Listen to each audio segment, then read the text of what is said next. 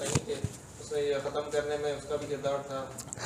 ایسا نہیں ہے کہ سارے ترک اتا ترک کو پسند کرتے ہیں، دونوں رائے ہیں وہاں پر بھی، اور کچھ لوگ آپ کہہ سکتے ہیں کہ شاید اکثریت پسند کرتی ہو، لیکن جو دیندار طبقہ ہے بالکل پسند نہیں کرتا۔ جو کٹر دیندار طبقہ ہے، علماء ہیں اور اس طرح دینی تحریکوں میں لگنے والے ہیں، وہ بالکل پسند نہیں کرتے، اگرچہ کھل کے اتنا ایسا اظہار نفرت بھی نہیں کر سکتے۔ چلیں ہم بات شروع کرتے ہیں۔ بسم اللہ الرحمن الرحیم، نحمدہ و نصلی علی رسولہ الکریم۔ مولانا ایک بات میں کہنا بھول گیا، اگر کوئی یہاں پر پریزنٹیشن کا اہتمام ہو جاتا، کوئی نقشہ لگ جاتا نا تو بہت آسانی ہو جاتی، دیکھ لیں اگر درمیان میں آپ کر سکے تو ٹھیک ہے۔ کوئی نقشہ ہے، دنیا کا نقشہ رکھا ہوا ہے آپ نے کہ نہیں، کہ گلوب رکھا ہوا ہے؟ کچھ بھی نہیں ہے، کوئی سادہ نقشہ کسی کتاب میں بھی نہیں ہے۔ چند تھوڑے ساتھی ہیں ایسے بھی کتاب میں بھی دیکھ سکتے ہیں، ہاں لیپ ٹاپ پہ نکال دیں۔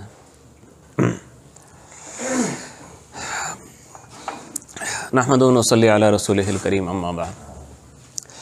ہم سلطنت عثمانیہ کے حوالے سے بات کرنے بیٹھے ہیں۔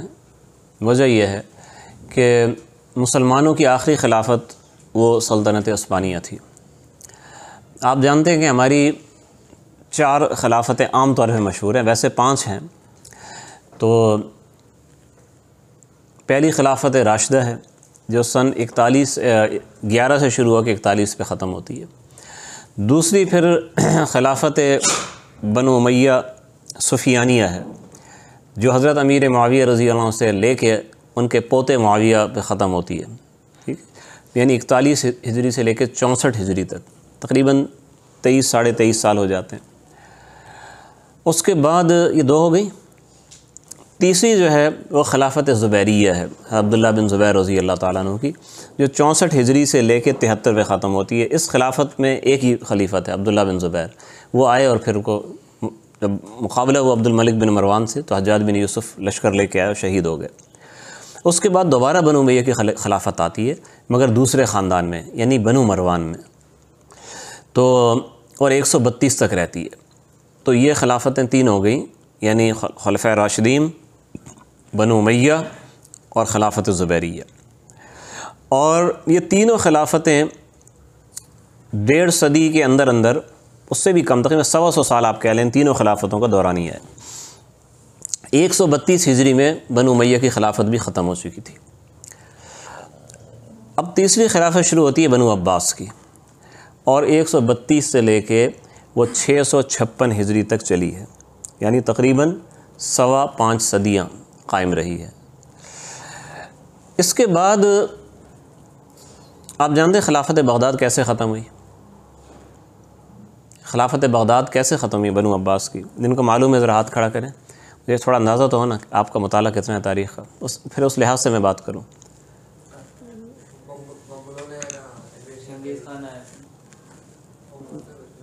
ایک آپ کو معلوم ہے، ایک ان کو معلوم ہے، اور کن کو معلوم ہے؟ سب جانتے ہیں ماشاءاللہ، سارے علماء فضلاء بیٹھے ہیں، تاریخ کے عالم بیٹھے ہیں، خواہ چپ ہیں، مجھے غلط تاثر نہ ہو نا۔ تو آپ سب جانتے ہیں کہ ہلاکو خان نے حملہ کیا تھا 656 ہجری میں بغداد میں، پورے شہر کو تباہ کر دیا اور مسلمانوں کو قتل عام کر دیا، کسی کو نہیں چھوڑا، سوائے کچھ غداروں کے کہ جنہوں نے ان کو آنے کے لیے راستہ دیا تھا، ان کے ساتھ ساز باز کی تھی، کسی کو نہیں چھوڑا۔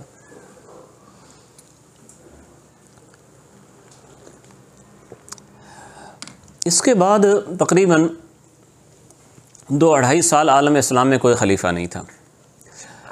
2 مواقع ایسے آئے ہیں کہ عالم اسلام میں خلیفہ کوئی بھی نہیں تھا۔ ایک جب حضرت معاویہ کے پوتے معاویہ کی وفات ہوئی، یعنی یزید کے بیٹے کی، تو کوئی خلیفہ نہیں تھا چند مہینے تک۔ اس کے بعد عبداللہ بن زبیر نے خلافت سنبھالی ہے، تو یہ بیچ میں کچھ ٹائم 2 یا 2.5 مہینے وہ خالی گزرتے ہیں۔ پھر دوسرا موقع جب بغداد کی خلافت ختم ہوئی تو اس کے بعد تقریباً 2-2.5 سال خالی گزرے ہیں۔ ایک سناٹا تھا بھائی، ہمارے دارالخلافت ہی تباہ ہو گیا۔ تو اس وقت میں ایک عباسی شہزادہ وہ جان بچا کے مصر پہنچ گیا، تو مصر کے سلاطین نے علماء کے مشورے کے ساتھ اسے خلیفہ بنا دیا قاہرہ میں، ٹھیک ہے۔ اور ایک معاہدہ ہوا، معاہدہ یہ ہوا کہ طاقت سلطان کے پاس رہے گی اور منصب خلافت خلیفہ کے پاس ہوگا، اس خلیفہ کی حیثیت علامتی ہوگی، خلیفہ کے پاس لشکر نہیں ہوگا، اور خلیفہ سلطان کو ہٹا نہیں سکتا۔ البتہ نیا سلطان جو بھی ہوگا خلیفہ سے پروانہ لے گا۔ آپ پاکستان کا صدر آپ اسے سمجھ لیں کہ جو دستخط وغیرہ کرتا ہے اس کی ایک عزت ہے، اس کا ایک وقار ہے، لیکن اختیارات اس کے بہت محدود ہوتے ہیں۔ صدر کا منصب کیوں لگایا جاتا ہے جی؟ جب اس کے پاس اختیار ہی نہیں، اس کو رکھتے کیوں ہیں؟ خرچہ بڑھانے کے لیے۔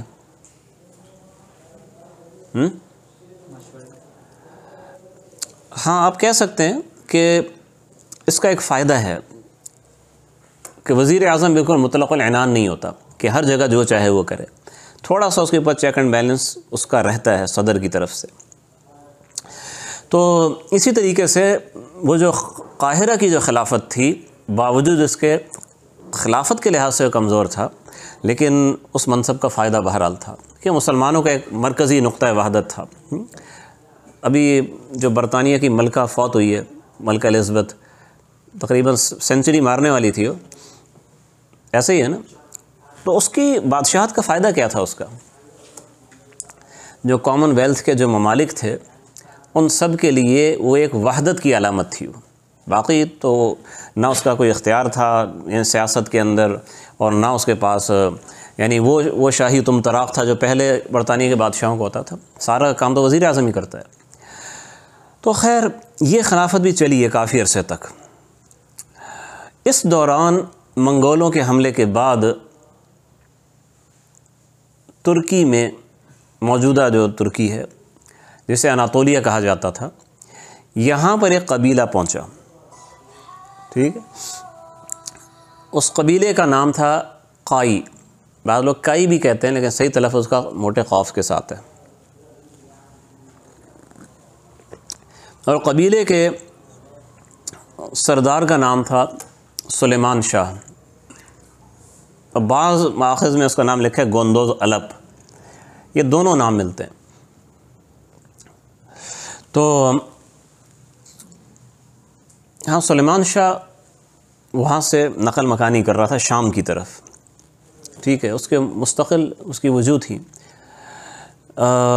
یہاں پہ آ کے اس کا انتقال ہو گیا، دریا میں ڈوب کے اس کی وفات ہو گئی، اور قبیلے کے اندر پھر پھوٹ پڑ گئی، یعنی آرا الگ ہو گئی کہ ہم نے ادھر جانا ہے کہ ادھر جانا ہے۔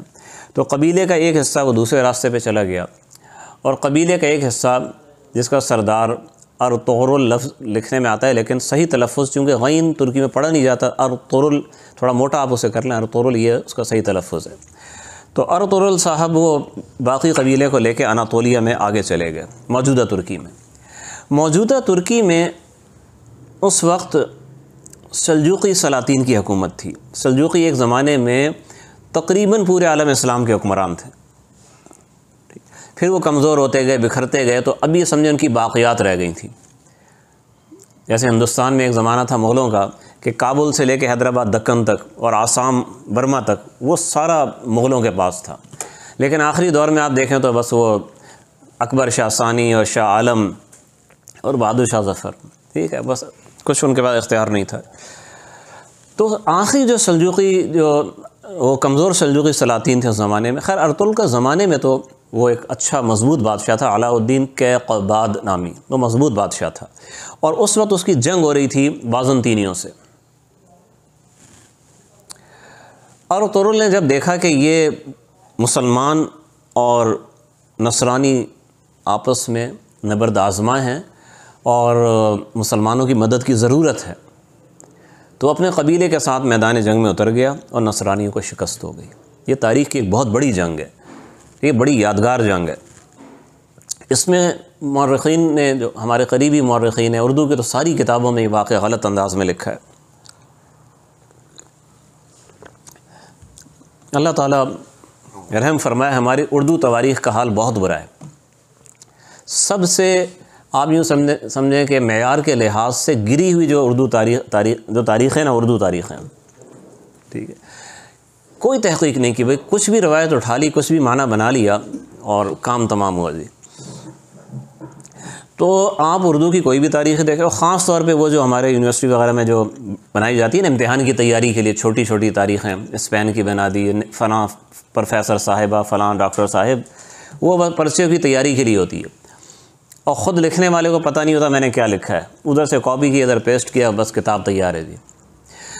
خیر اس میں ایک بات لکھی ہے کہ ارطغرل نے جو لڑائی کی تھی وہ صرف یہ دیکھ کے کی تھی چھوٹا لشکر کون سا ہے بڑا کون سا ہے، تو اس نے اندھا دھند چھوٹے لشکر کا ساتھ دیا اور بڑے کو شکست دے دی۔ یہ بات بالکل غلط ہے، کیونکہ جب بھی جنگ ہوتی ہے تو وہ نشانات کے ساتھ ہوتی ہے، پرچموں کے ساتھ ہوتی ہے، وردیاں مسلمانوں کی الگ ہوتی تھی، کفار کی الگ ہوتی تھی، تو وہ تو بالکل ظاہر تھا مسلمان کون ہے کافر کون ہے، اور اس کے پاس کوئی بہت بڑا قبیلہ تھوڑی ہی تھا، چند ہزار آدمی تھے، انہیں خطرے میں یوں ڈال دینا کہ بھئی جو چھوٹی فوج ہے اس کے ساتھ شامل ہے، بالکل پاگل پن کی بات تھی۔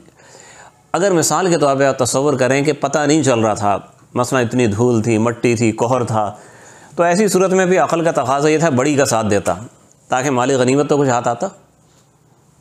تو بات یہ کہ اس نے جہاد کے جذبے کے ساتھ، اسلامی جذبے کے ساتھ، کہ مسلمان بادشاہ تھا اس کا ساتھ دیا، اور اسی بنا پہ پھر سلجوقی سلطان نے جنگ کے بعد اسے جاگیرداری بخش دی اس کو، اور اس کو اجازت دی کہ آپ بازنطینیوں کی جانب اپنی جاگیر جتنی بڑھا سکتے ہیں آپ بڑھائیں۔ چنانچہ اس نے اور بھی پھر اس نے آگے جنگیں کی اور اس نے قلعے فتح کیے، تو جو جاگیر سلطان نے اس کو دی تھی، سلجوقی سلطان نے، اپنی وفات تک اس نے اس کو کافی بڑھا لیا، کافی لمبی عمر پائی اس نے، تقریباً 90 کو وہ کراس کر گیا تھا، اور اس کی زندگی میں اس کا بیٹا عثمان وہ سمجھے اس کی جانشینی کرنا شروع کر دی تھی، اور اس کی وفات کے بعد وہ جاگیردار بن گیا۔ جاگیرداری کی توثیق سلجوقی سلطان نے کر دی۔ اب علاؤالدین کیقباد مر چکا تھا اس سے بہت پہلے، ٹھیک ہے، جب ارطغرل کی وفات ہوئی ہے تو اس سے کوئی لگ بھگ 40 سال پہلے وہ مر چکا تھا۔ اب جو سلجوقی سلطان تھے بہت کمزور تھے، یہ وہ زمانہ جو میں کہہ رہا تھا کہ ان کے پاس کوئی طاقت نہیں تھی، اور عثمان خان جو تھا وہ بڑا قابل تھا، تو آخری جو سلجوقی سلاطین تھے انہوں نے سمجھ لیا کہ جی ہم تو چراغ سحری ہیں، کسی ٹائم بھی بجھ جائیں گے، اور ہمارے بعد ہو سکتا ہے کہ اس پورے علاقے پہ بازنطینی قابض ہو جائیں، یا منگول بھی اس زمانے میں دندنا رہے تھے، بار بار لشکر کشی کرتے تھے، تو یہ پورا علاقہ ہو سکتا ہے یہ لے لیں، تو ہم تو جانے والے ہیں، آج نہیں تو کل ختم ہیں۔ تو اس نے شاہی علامات، نشانیاں اور اس کی سند وغیرہ عثمان خان کو لکھ دی 699 میں۔ تو 699 ہجری سے عثمان خان بادشاہ بن گیا، اور یہاں سے باقاعدہ سلطنت عثمانیہ شروع ہو جاتی ہے۔ 699 ہجری سے لے کے 1342 ہجری تک یہ حکومت رہی ہے، 650 سال ہو جاتے ہیں تقریباً۔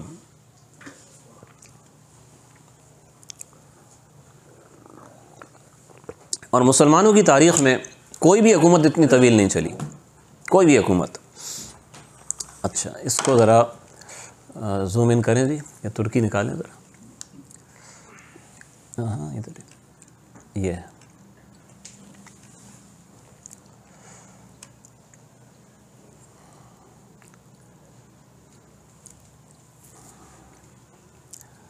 زوم ان کے دکھائیں، ہاں ٹھیک ہے، تھوڑا اور کریں نا آگے، میں پھر میں ٹچ اسکرین سمجھ کے اس کو ہاتھ لگا رہا ہوں اس کو، یہ دیکھیں کہاں گیا اس کے کنٹرول،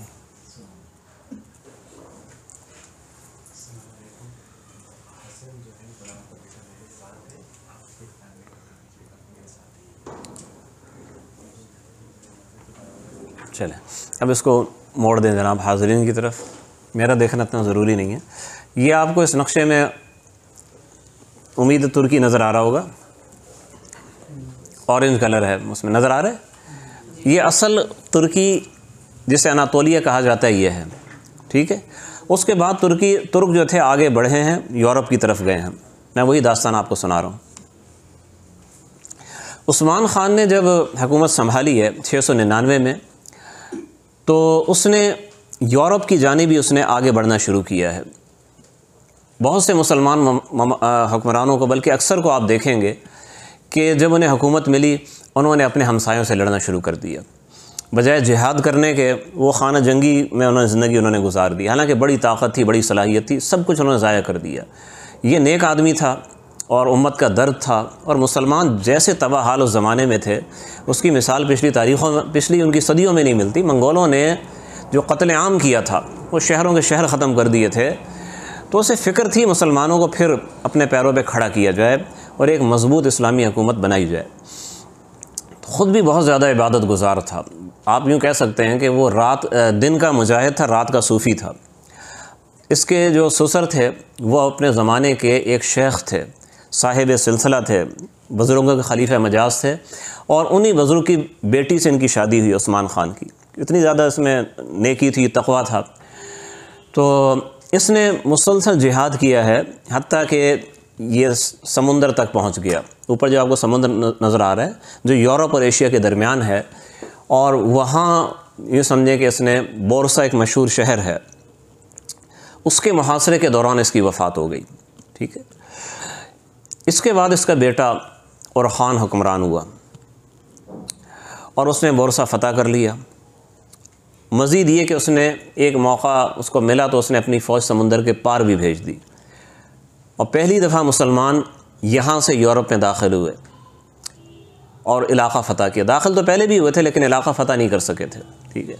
تو اب یہاں سے مسلمانوں کی تاریخ میں پہلی بار اس جانب سے یورپ کی فتح مسلسل شروع ہوئی، اور خان نے کافی علاقہ فتح کیا۔ اس کے بعد اس کا بیٹا مراد آ گیا، اس نے تو بڑی بڑی جنگیں لڑی ہیں، اور اپنے باپ دادا کی سلطنت کو اس نے یوں سمجھے کہ 5-6 گنا اس نے پھیلا دیا۔ ایک چھوٹا ملک اب ایک بڑا ملک بن گیا، اور دنیا کی جو عالمی طاقتیں تھیں، یعنی جو بڑی طاقتیں تھیں اس زمانے کی، ان سب سے ٹکر لی ہے۔ بڑی بڑی جنگوں میں تنہا انہیں شکستیں دی ہیں، یعنی مد مقابل میں ایک ساتھ سربیا آ گیا، بوسنی آ گیا، ہنگری آ گیا، بلغاری آ گیا، پولینڈ والے آ گئے، وہ مل کے آتے تھے اور یہ انہیں شکست دے دیتا تھا۔ ایسی ہی ایک بڑی جنگ کی جب بڑی جنگ سے پہلے اس نے اللہ سے دعا کی کہ اللہ کتنی جنگوں میں شریک ہوں، مجھے شہادت نہیں ملی، تو ہمیں فتح نصیب فرما دے، مجھے شہادت عطا کر دے۔ تو فتح بھی نصیب ہو گئی، اور جنگ کے بعد جب یہ زخمیوں کا اور دشمن کی لاشوں کو دیکھ رہا تھا تو ایک زخمی سپاہی سربیا کا وہ کھڑا ہوا، اور اس نے ظاہر کیا جیسے وہ سلطان کی بیعت کرنا چاہتا ہے، تو آگے بڑھا اور اس نے خنجر چھپایا ہوا تھا، وہ خنجر اس نے سلطان کو مار دیا، اور زخم سے سلطان شہید ہو گیا۔ اس کے بعد آپ دیکھیں گے کہ ترکی میں عثمانیوں کے ہاں یہ دستور بن گیا کہ کوئی بھی غیر ملکی اگر کسی بادشاہ کے پاس آتا ہے بات چیت کرنے کے لیے، 2 تکڑے پہلوان اس کے دونوں بازو پکڑ کے رکھیں گے، وہ کتنا بڑا سفیر کیوں نہ ہو، ان کا وزیر خارجہ کیوں نہ ہو۔ جب بادشاہ کے پاس وہ آئے گا بات کرے گا تو 2 مضبوط سپاہی اس کے دائیں بائیں ہاتھ پکڑ کے کھڑے رہتے تھے۔ یہ انہوں نے ایک دستور بنا لیا۔ یہی زمانہ تھا مراد کا اور پھر آگے اس کے جانشینوں کا۔ انہوں نے مستقل قانون سازی کی ہے۔ وہ کام جو ایک قبیلے سے شروع ہوا تھا، ایک ان پڑھ قبیلے سے حکومت شروع ہوئی تھی، اس کے ذہین لوگوں نے، جن میں علاء الدین قرا پاشا جو ایک بڑا وزیر تھا، اس کا نام بڑا مشہور ہے، انہوں نے ہر چیز کو قواعد و ضوابط کے تحت اس کو شامل کیا۔ آپ جانتے ہیں کہ کوئی بھی کام ہو جب آپ اس کو قاعدے کے ساتھ کرتے ہیں تو اس میں ترقی زیادہ ہوتی ہے۔ آپ نے ایک دکان کھول لی، آئے چلے گئے، حساب کتاب کا کوئی خاص فکر نہیں ہے، بس یہ جی میری دراز ہے اس میں پیسے آتے ہیں، جب بیوی نے فون کیا لڑکے کے ہاتھ پیسے بھیج دیے وغیرہ، آپ نے کوئی قاعدہ ضابطہ بنایا ہی نہیں ہے، تو آپ کی دکان کتنی چلے گی، گزارا آپ کا ہوتا رہے گا۔ لیکن جب آپ دور کی پلاننگ کرتے ہیں، میں نے کہاں تک جانا ہے اور میں نے کتنی انکم کرنی ہے، کتنی بچت کرنی ہے، بچت کو لگانا کہاں کا ہے، اور میرے کاروبار کے اصول کیا ہیں، کیسے لوگوں سے میں نے مال اٹھانا ہے، کیسے لوگوں کو دینا ہے، کن شرائط کے اوپر کبھی مال میں نے نہیں خریدنا اور کن شرائط پہ کبھی بیچنا نہیں ہے، وہ آپ ایک اچھی پالیسی بناتے ہیں کہ جس میں آپ کا بھی فائدہ ہے، دوسروں کا بھی فائدہ ہے، دھوکہ کسی کے ساتھ نہیں ہے، سب کے ساتھ عدل ہے، اس میں فائدہ بھی زیادہ ہوتا ہے، کاروبار بھی آپ کا آگے چلتا ہے۔ تو یہی بات حکومت کی ہے کہ جب انسان مخلص بھی ہو، ذہین بھی ہو، کام بھی کرنا چاہتا ہو، اور اس کے ساتھ وہ قواعد و ضوابط کو سوچے، مشورے کے ساتھ وہ بنائے اور چلائے، تو کام پھر بہت آگے جاتا ہے۔ ہمارے تبلیغ کے کام کی مثال آپ کو دیتا ہوں کہ تبلیغ کے کام میں مشورے کی آپ دیکھتے ہیں کتنی زیادہ اہمیت ہے کہ مسجد کے ساتھ ہی بھی جناب روزانہ مشورہ کریں، اور مرکز میں جو مشورہ جو ہوتا ہے وہ تو پھر بہت ہی اس میں بڑی باتیں ہوتی ہیں۔ ہمارے شیخ بتاتے تھے، حضرت مولانا یحییٰ مدنی صاحب رحمۃ اللہ علیہ، کہ مولانا الیاس صاحب رحمۃ اللہ علیہ کے زمانے کے بالکل شروع کا زمانہ تھا، اور تھوڑے سے لوگ مرکز میں ہوتے تھے، اور لوگ کہتے تھے بھئی کہاں جناب یہ تبلیغ آپ کہتے ہیں کہاں جائے گی، یہ جماعتیں بنا رہے ہیں یہ۔ مولانا الیاس صاحب فرماتے تھے کہ یہ لوگ جو ہے نا چیل گاڑی میں جائیں گے دوسرے ملکوں، جہاز کو چیل گاڑی کہتے ہیں میواتی لوگ، کہ چیل گاڑی میں بیٹھ کے جائیں گے۔ تو اس میں ایک تھے مولانا عبید اللہ صاحب۔ مولانا الیاس صاحب مولانا عبید اللہ صاحب سے کہتے ہیں کہ عشاء کی نماز پڑھ کے فوراً تو نے جا کے سو جانا ہے، اور پتہ لگ جاتا کہ یہ جاگ رہے ہیں تو پھر تنبیہ کرتے، میں نے کہا نہیں تھا سونے، اور دوسرے لوگ مجاہدے میں لگے ہوئے ہیں، خدمت کر رہے ہیں، بیان کر رہے ہیں، تشکیلات کر رہے ہیں۔ اور وجہ یہ تھی کہ مولانا الیاس صاحب کہتے تھے کہ یہ بندہ جو ہے دماغ ہے، یہ تبلیغ کا دماغ ہے یہ شخص۔ تو اگر مشورے کے ٹائم میں ان کو شریک کرتے تھے، مشورے کے ٹائم میں اگر اس کو نیند آ رہی ہوئی تو پھر یہ صحیح مشورہ کیسے دے گا؟ بات سمجھ میں آئی نہیں؟ بڑوں کی بڑی بات ہے۔ تو خیر ان کا کام سارا مشاورت کے ساتھ ہوتا تھا، اور جو چیز طے ہو جاتی تھی ایک بار پھر اس پہ مضبوطی سے عمل کرتے تھے۔ تو آپ کو عثمانیوں کے شروع ہی کے دور میں جو ادارہ جاتی تنظیم ہے وہ ایسی عمدہ نظر آئے گی کہ آپ کو مسلمانوں کی پچھلی کسی سلطنت میں وہ ترقی آپ کو نظر نہیں آئے گی۔ ادارہ جاتی ترتیبات کی ترقی میں کہہ رہا ہوں، معیار کے لحاظ سے تو بہرحال خلفائے راشدین کا دور سب سے اعلیٰ تھا، ٹھیک ہے، میں تنظیمی لحاظ سے کہہ رہا ہوں، اتنی باریکیاں تھیں، اتنی جدتیں تھیں اس میں۔ اور یورپ کی بات، یورپ تو بہت پیچھے تھا، بہت پیچھے تھا، اور انہوں نے عسکری نظام بھی انہوں نے ایسا قائم کیا تھا کہ جو فاصلہ یورپ کی فوجیں جناب 2 مہینے میں طے کرتی تھیں، یہ اپنی خاص ترتیبات کے ساتھ اس فاصلے کو جناب وہ آدھے وقت میں طے کر لیتے تھے۔ ایسا نہیں تھا کہ وہ گھوڑوں پہ آتے تھے، ان کے پاس ٹرین تھی، ایسا نہیں تھا، ان کے پاس بھی گھوڑے تھے، لیکن لشکر کو کتنے ٹائم چلانا ہے، کتنے ٹائم اس کو آرام دینا ہے، کھانے میں کتنا ٹائم لگے گا، نماز میں کتنا ٹائم لگے گا، اور جناب اسلحہ کون سا لے کے جائیں گے، کوئی فالتو چیز ساتھ میں نہیں ہوگی، کوئی بھاری سامان ساتھ نہیں ہوگا، اس قسم کی باریک باریک باتوں کو مد نظر رکھ کے مشورے کا اپنی افواج کو ایسا تیز کیا تھا کہ یورپی افواج مقابلے نہیں کر سکتی تھیں۔ ایسے واقعات تاریخ میں لکھے ہیں کہ یورپی آئے، کئی ممالک کی فوج آئی بایزید یلدرم کے زمانے میں، کہ وہ آئے ہیں اور مسلمانوں کے عثمانیوں کے کافی ساری علاقوں پہ قبضہ کیا انہوں نے، ٹھیک ہے، یعنی سرحدی علاقے، دیہات وغیرہ، اور کہا کہ اب تو ہم بیت المقدس تک ہم جائیں گے، مکہ تک جائیں گے، یہ دعوے کر رہے ہیں۔ اور وہ یہ سمجھ رہے ہیں کہ جو سلطان بایزید ہے وہ اناطولیہ کے اندر مہمات میں مشغول ہے، اطلاعات یہ تھی واقعی وہ وہاں مشغول تھا، تو وہ یہاں کیسے پہنچے گا؟ تو اتنی دیر میں تو ہم ان کی مملکت کو تباہ و برباد کر کے کہاں سے کہاں پہنچ جائیں گے۔ اچانک انہیں پتہ لگا جناب بایزید آ چکا ہے۔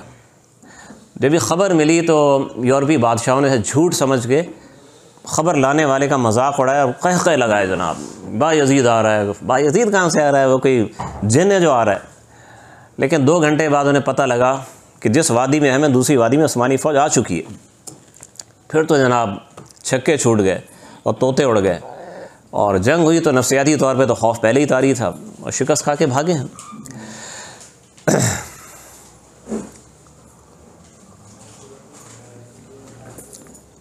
عثمانیوں کے دستور میں کئی چیزیں عثمان خان نے خود مقرر کی تھیں، کئی چیزیں بعد میں سلطان محمد فاتح نے شامل کی، اور جو اس کو انتہا تک پہنچایا ہے ان کی ادارہ جاتی ترتیب کو سلیمان اعظم یا سلیمان علی شان، سلیمان دی گریٹ، اور اس کو سلیمان القانونی بھی کہا جاتا ہے۔ لیکن اس میں بنیادی چیز دستور میں تھی قرآن مجید۔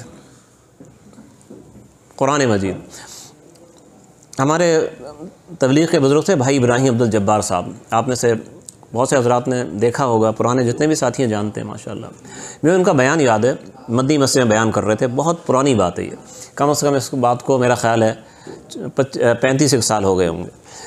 تو وہ ایک بار سلطنت عثمانی کی تاریخ بیان کر رہے تھے شب جمعہ کے بیان میں، اس میں مجھے ان کے الفاظ یاد ہیں، کہتے ہیں پھر جب عثمانی آئے تو عثمانیوں کے ایک ہاتھ میں قرآن مجید تھا، ایک ہاتھ میں تلوار تھی، اور قرآن سے روشنی لے کے وہ جہاد کرتے جاتے تھے۔ تو بالکل صحیح بات تھی، اور جب تک وہ قرآن سے روشنی لیتے رہے اللہ تعالیٰ نے برکتیں اور رحمتیں اور نصرتیں قدم قدم پہ ان کے شامل حال رہیں۔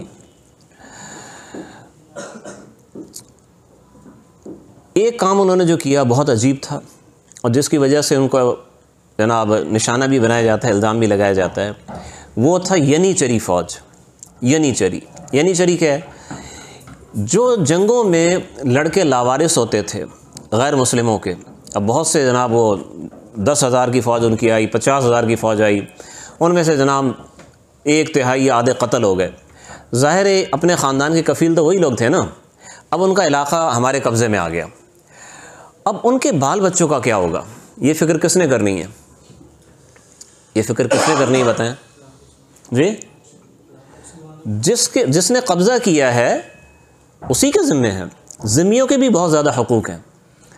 نبی اکرم صلی اللہ علیہ وسلم کی احادیث میں اتنی تاکید آئی ہے کہ اگر جو ذمی کے حقوق پامال کرے گا قیامت کے دن ذمی کی طرف سے وکیل بن کے میں آؤں گا۔ اب بتائیں کیا کر لے گا پھر انسان؟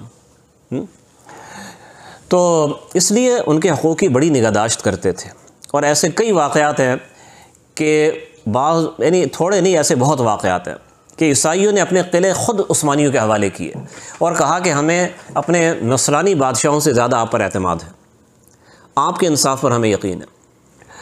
تو اس لیے وہ فکر کرتے تھے کہ اس جنگ کے اندر جو ان کے لوگ مارے گئے ہیں ان کے بچوں کا کیا کریں۔ تو ان کے لیے انہوں نے ایسی ترتیب بنائی کہ ان کے لیے بھی فائدہ تھا، سلطنت کے لیے بھی فائدہ تھا۔ ان یتیم بچوں کو سلطان اپنے فرزند کا خطاب دیتا تھا، یہ میرے بیٹے ہیں سارے کے سارے، کبھی وہ 500 ہوتے تھے، کبھی 1000 ہوتے تھے، کبھی 2000 ہوتے تھے۔ اور ان کی یہ بڑوں کی بات نہیں کر رہا، جو لڑکے بڑے ہوں تو اپنا کھائیں کمائیں گے، اپنے خاندانی کفالت کریں گے نا، وہ ایک 18 سال کا 20 سال کے چھوٹے بچوں کی بات کر رہا ہوں۔ تو ان کو ایک خاص، آپ اسے کیڈٹ کالج آپ کہہ سکتے ہیں، کیڈٹ اسکول آپ کہہ سکتے ہیں، وہاں وہ بھرتی کر لیتے تھے، اور اس کا براہ راست انتظام سلطان کے ہاتھ میں ہوتا تھا، وائس چانسلر سلطان ہوتا تھا اس کا، اس لیے اس پہ بھرپور توجہ ہوتی تھی ایک ایک بچے پہ۔ اور ان کے لیے کھانا خود بادشاہ کے مطبخ سے پک کے آتا تھا، دیگیں خاص تھیں، وہ دیگیں جاتی تھیں بادشاہ کے ہاتھ سے، کہتے ہیں ہمارے والد نے ہمیں کھانا بھیجا ہے۔ تو ان کے دلوں میں بھی بادشاہ کی بڑی محبت تھی، بلکہ ایسی محبت تھی جو شاید باقی رعایا کو بھی نہیں ہوتی تھی، کیونکہ بادشاہ کے بیٹے کہلاتے تھے۔ جب پہلی فوج ایسی تیار ہوئی تو اس کو لے کے گئے ایک اللہ والے کے پاس، حاجی بکتاش، عثمانیوں کے بڑے بزرگ تھے۔ یہ بات ذہن میں رکھیے گا کہ عثمانیوں کے ہاں شروع سے، یعنی جب یہ آئے تھے، ارطغرل کا زمانہ تھا یا عثمان خان کا، ان کے ہاں صوفیاء کرام کا بہت زیادہ ادب و احترام تھا۔ صوفیاء کرام کا آنا جانا اور ان کے ذکر کے حلقے اور ان کی تعلیمات وغیرہ، یہ ان سے بہت گہری عقیدت رکھتے تھے، اور یہ آخر تک چلتا رہا ہے۔ آخری جو خلفاء تھے ان تک یہ سلسلہ چلا رہا ہے۔ اکثر جو خلفاء تھے، سلاطین تھے، باقاعدہ بزرگوں سے بیعت ہوتے تھے، اور باقاعدہ وہ ذکر اذکار ان کے وظائف ہوتے تھے کہ ہم مولوی نہیں کر پاتے اتنا، ٹھیک ہے۔ ہم مولوی کیا کہیں، جو خانقاہوں میں بیٹھے ہوتے ہیں، باقاعدہ بندہ اعتکاف کے لیے بیٹھا، وہ اتنا ذکر نہیں کرتا روزانہ جتنا وہ اپنے سارے معمولات کے ساتھ کرتے تھے، وہ اتنے سپارے پڑھتے تھے۔ تو خیر وہ حاجی بکتاش کے پاس ان لڑکوں کو لے کے گئے۔ اچھا، اس میں یہ بات ذہن میں رکھیے گا، لڑکوں پہ جبر تو کوئی نہیں تھا، لیکن جب بچے شروع سے اسلامی ماحول میں رہیں گے، بالکل خود بخود وہ اسلام کی طرف آئیں گے۔ ویسے بھی ہر بچہ اسلام پہ پیدا ہوتا ہے، کل مولود یولد علی الفطرہ فابواہ یحودانہ او ینصرانہ او یمجسانہ۔ حدیث میں ہے کہ ہر بچہ اسلام پر پیدا ہوتا ہے، پھر اس کے ماں باپ یہودی بنا دیتے ہیں، عیسائی بنا دیتے ہیں، مجوسی بنا دیتے ہیں، بچے کی فطرت میں اسلام ہے۔ تو اس لیے بچے خود بخود مسلمان ہوتے تھے، بڑے پکے مسلمان ہوتے تھے۔ تو وہ خیر جو پہلی کھیپ گئی ہے تو حاجی بکتاش سے کہا جی بچے ان کے لیے آپ دعا کریں۔ تو انہوں نے کہا کہ میں اس کا نام رکھتا ہوں ینیچری، ترکی کا لفظ ہے، اس کا معنی ہے نئی فوج۔ تو عثمانیوں کی فتوحات میں یہ فوج بہت اہم کردار ادا کرتی تھی، اگرچہ ایسا نہیں ہے کہ عثمانیوں کی فوج کا کوئی اکثر حصہ یہ ہو، ان کی فوج جناب کبھی 50، کبھی 60,000، کبھی 80,000 بھی ہوتی تھی، اس کے اندر ان کا تناسب 10% سے اوپر نہیں ہوتا تھا، یعنی کبھی 2,000 ہیں، کبھی 4,000 ہیں، کبھی زیادہ سے زیادہ 12,000 ہیں، ٹھیک ہے۔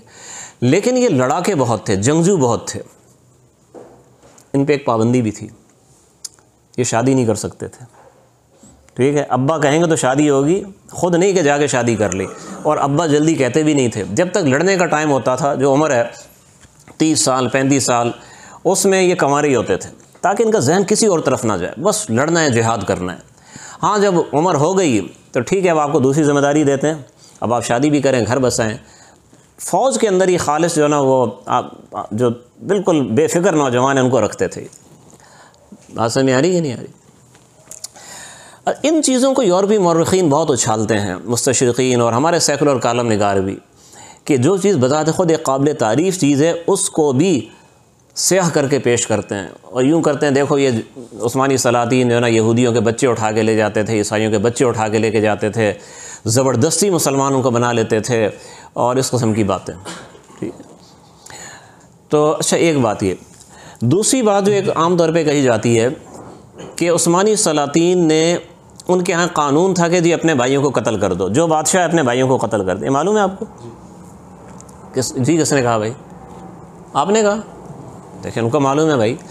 یہ بات مشہور ہے کہ ان کے ہاں قانون تھا جو بادشاہ ہے بھائیوں کو قتل کرا دے، اور فلاں نے فلاں کو قتل کرایا، فلاں نے فلاں نے، حتیٰ کہ یہاں تک اکبر شاہ نجیب آبادی صاحب نے لکھا ہے، روایت لکھی ہے، اگرچہ تھوڑا سا انہوں نے اس میں دفاع کی کوشش کی ہے، لیکن بعض نے تو وہ تبصرہ بھی نہیں کیا، بس سیدھا لکھ دیا کہ محمد فاتح جس نے قسطنطینیہ فتح کیا، جب وہ بادشاہ بنا تو اس نے اپنے شیر خوار بھائی کو، جو اس کی سوتیلی ماں سے تھا، سوتیلی ماں، وہ اس کو مبارکباد دینے محل آئی ہوئی تھی کہ آپ کو تخت شاہی مبارک ہو، اور اسی ٹائم سلطان کے حکم سے ایک سپاہی جا کے اپنے شیر خوار بھائی کو اس کا گلا گھونٹ کے اسے قتل کر رہا تھا. اب ظاہر ہے اس بات پر کوئی یقین کرے تو اسے کتنی نفرت ہوگی، کیسا ظالم آدمی تھا، شیر خوار بچے کو بھی نہیں چھوڑا. یہ ایسی بہت ساری چیزیں جو ہماری تاریخ میں شامل کی گئی ہیں، اور ہمارے اردو دان مورخین بالکل تحقیق نہیں کرتے. جب اردو لکھنے والے مورخین تحقیق نہیں کرتے، تاریخی جو ناول لکھتے ہیں وہ کیا تحقیق کریں گے؟ تو تاریخی ناول تو بالعموم وہ جھوٹ پر ہی مبنی ہوتے ہیں، اور تاریخی ڈرامے وہ اس سے زیادہ جھوٹ پہ مبنی ہوتے ہیں. بات سمجھ میں آ رہی ہے نہیں؟ تو اس لیے تاریخ کو سمجھنا، پڑھنا اور اصل حقیقت تک پہنچنا آسان نہیں ہے، محنت کرنی پڑتی ہے. ٹھیک ہے. تو میں جو باتیں آپ کو بتا رہا ہوں یہ یوں سمجھیں کہ سال ہر سال کے محنت کا نتیجہ ہے. ورنہ پہلے میں بھی جب میرا مطالعہ کم تھا تو میں بھی باتوں پہ یقین کرتا تھا. میں آپ سے یہ نہیں کہہ رہا کہ عثمانی سلاطین معصوم تھے، کسی نے کوئی غلط کام نہیں کیا، یہ میں نہیں کہہ رہا، لیکن میں یہ بتا رہا ہوں کہ بہت سی چیزیں ایسی ہیں جو ان کی قابل تعریف تھیں، انہیں قابل اعتراض بنا کے پیش کیا گیا. کچھ چیزیں ان کا وجود ہی نہیں تھا، انہیں من گھڑت روایت کے ذریعے مشہور کر دیا گیا. محمد فاتح کا جو یہ واقعہ ہے اس کے بارے میں حقیقت یہ ہے، محمد فاتح کے کئی بھائی تھے، مگر اس کی تخت نشینی سے پہلے ہی سب کی وفات ہو چکی تھی. جب یہ تخت نشین ہوا ہے اس کا کوئی بھائی زندہ نہیں تھا. یہ روایت بعد میں یورپی مورخین نے گھڑی ہے. ہمارے جو ترکی جو ماخذ ہیں، یہ عربی ماخذ ہیں، ان میں تو ذکر ہی نہیں اس واقعے کا. تو اہل یورپ کو عثمانیوں کی تاریخ زیادہ معلوم ہوگی یا ترک مورخین کو زیادہ معلوم ہوگی؟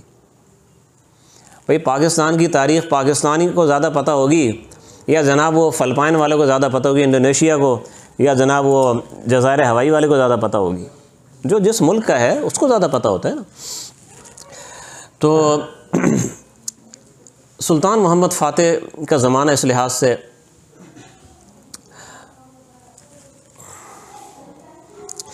یہ میں بات آپ سے کر رہا بھائیوں کے قتل کی. البتہ بعض واقعات ہوئے بھی ہیں بھائیوں کے قتل کے، یہ نہیں کہہ رہا نہیں ہوئے، اور جس نے کیا غلط کیا.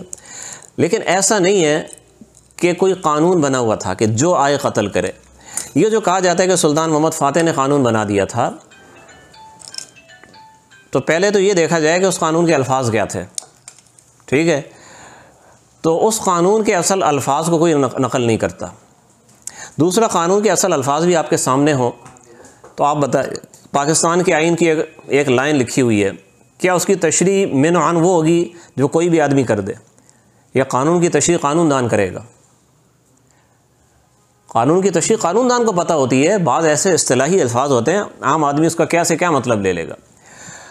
محمد فاتح نے جو قانون بنایا تھا، اس قانون کے ماہرین ہیں ان کی تشریح کے مطابق وہ کوئی نیا قانون نہیں تھا، وہ ایک عام قانون کی خاص تشریح تھی، ایک عام قانون کی خاص شکل کو بیان کیا تھا. عام قانون کیا ہے، اور وہ پہلے سے اسلامی شریعت میں بھی ہے اور ہر حکومت اس کو استعمال کرتی ہے، کہ اگر کوئی شخص وہ ریاست کے خلاف کھڑا ہو جائے تو تو آپ اس سے قتال کر سکتے ہیں، اس سے جنگ کر سکتے ہیں، اسے قید کر سکتے ہیں، اسے قتل کر سکتے ہیں. ٹھیک ہے، ایسا ہے کہ نہیں؟ ہر جگہ ہوتا ہے. اس کی خاص ایک شکل ہے کہ اگر وہ بھائی ایسا کرے تو پھر کیا ہے؟ اگر بھائی ایسا کرے، کیونکہ محمد فاتح سے پہلے ایسے کئی واقعات ہوئے تھے، تو اس نے قانون میں بات داخل کر دی کہ اگر بھائی بھی ایسا کرتا ہے تو اس کی رعایت کوئی نہیں ہے، اسے بھی قتل کیا جائے گا. ٹھیک ہے.